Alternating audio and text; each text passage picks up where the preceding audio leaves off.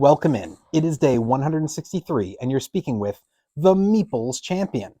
And today we're going to be going into a small Kickstarter that I had backed during the early days of COVID. I got it in, I gave it a try. It wasn't a big hit for me, but it's definitely one that I would recommend. So I wanted to give a review and make sure to pass on what I learned from it. The game is called Lost in Straya. Now, I think the big mistake I made with this game was not realizing that this is really not intended for me. This was really more intended for kids or for families. The concept of the game is that you're supposed to be out in the outback and you're trying to essentially get home. So you have these three decks that have, some of them have resources, some of them have creatures, some of them have things to be crafted, and mixed into the explore deck, which is as you're going further and further along, you're going to add in 3 cell phone cards per player. So when it gets to your turns, whenever you get a creature, they'll start to stack. When it's your turn, you can pick one of the 3 decks and draw 2 cards. If you get 3 creatures in front of you, you drop down to only being allowed to take 1 card. If you get to 4 creatures, you can't draw anymore. Now you can't explore any further until you've gotten rid of at least one of those creatures. So you're going to be using your resources to be building things like a knife to be able to fight off a certain type of creature. The creature will give you an idea what it works, what can beat it, and the items will give you an idea what can beat it. You're going to continue to explore, and when somebody finally finds 3 cell phones, they've picked up a signal and they've escaped, and that's the winner of the game. It's very simple, and I think it's a game that, again, for me, an experienced expert level player, it's just way too low for me. But at the same time, I kept it in my collection because I knew my daughter one day would start to want to get into games, and this was a really good game for her.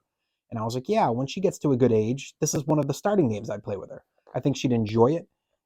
But I also feel like it's a game that it wasn't horrible. I just misjudged a game for myself.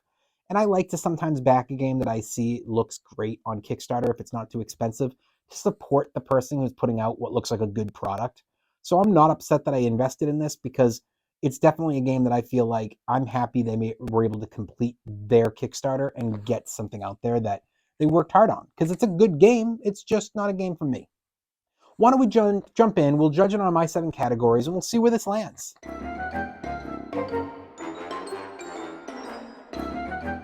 When it comes to the art, I really liked the box art. It was actually the reason I clicked on the page for Kickstarter, and I think the card art follows it right up.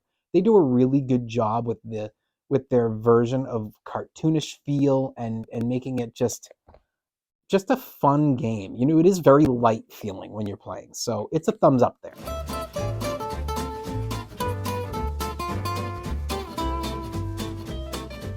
When it comes to your components, I think that the cards are really good.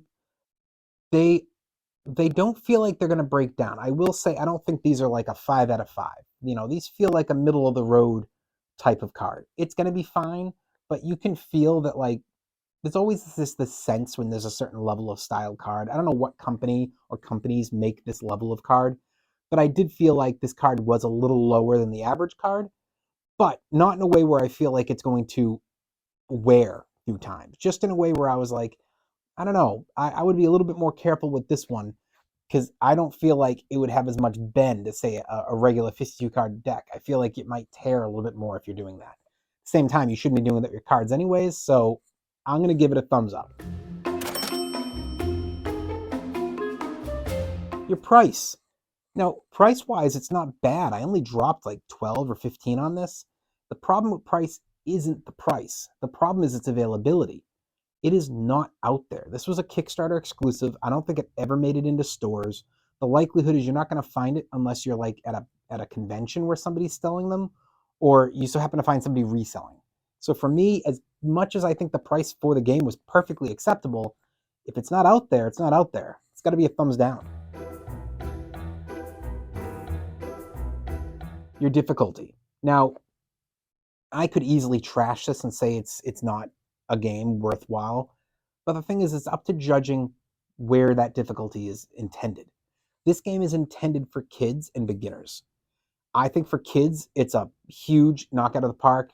I think for beginners, it's okay. It doesn't freak you out. It's basic. It lets you understand what you're doing.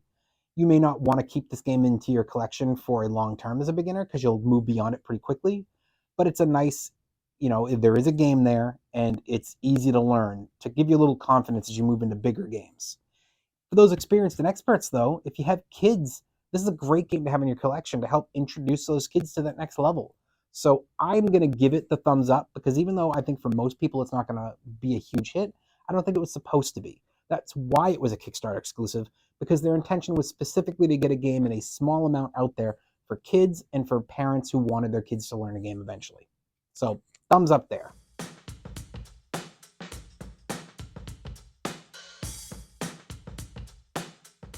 Replayability. This doesn't take very long, and there's a solo variant within it as well. So for me, I think this game's completely fine on replayability. You can play this a few times in a row, and if you do have kids who like it and they like the game but they don't have anybody to play with and they have that solo variant, that's awesome. You also could buy multiple of the game. It was originally intended and add them together to increase your player counts. So there's plenty of option here. I'm going to say that they get a thumbs up on that replayability.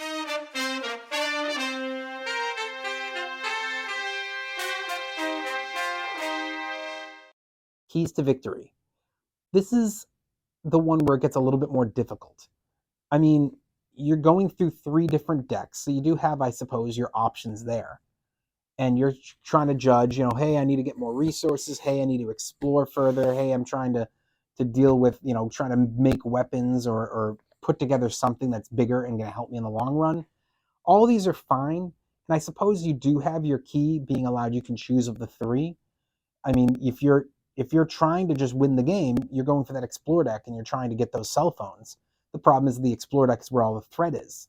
So that's where you want to go elsewhere. So I feel like it's kind of obvious that you need to split your time pretty even between the 3, but that's not guaranteed. It's a shuffled game. So you could be trying to take your time and somebody else could just be running into the explore deck and all of a sudden you're like, wow, I mean, I'm ready, but like they got 2 cell phones quick. Now maybe they need to back up and do other stuff, but they could risk it and end up just hitting 3 cell phones quickly. You never know. So I'm going to give it a thumbs up because there is that chance because it's shuffled. And when things are shuffled, you never know what's going to end up where.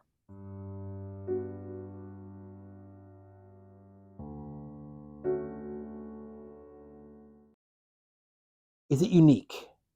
So I don't think I can give it unique. I feel like the concept of exploring, of gathering resources, of prepping your weapons.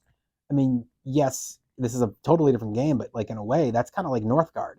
Northgard is obviously with miniatures and a huge board and moving out, but you're still doing those concepts. The concept of the game has loads of games that do that.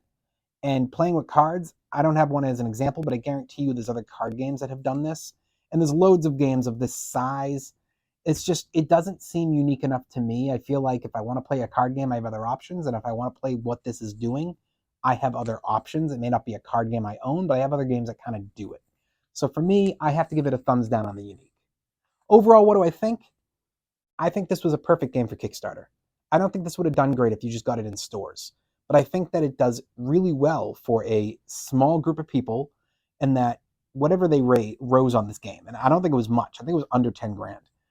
They went and they made a game. They probably ended up making a few $1,000s in profit, and they got a game out for really kids and for families that was a nice, quick, fun little experience. They did a great job on it. If you come across it at a yard sale or you at a convention and it's not that expensive, snag it. If you have some kids, I think they'd enjoy it. But if you don't have kids, I don't know if this game's really one I'd recommend outside of that range. So just be aware of that.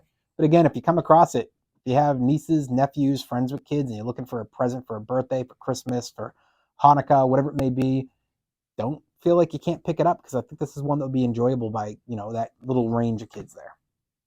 That's just my opinion. It's up to you to determine what games are okay with you. Maybe you like kids' games. That's all right. Everybody's got a different feel, and whatever you're looking for works for you too. Well, it has been day 163, and we've been speaking about the game Lost in Straya. And you've been speaking to the Meeples Champion. Like, share, subscribe, and check down below in the description. If I can find this on Amazon, I'll add an Amazon link so that you can pick up this game for your collection. Until next time, I'll talk to you tomorrow.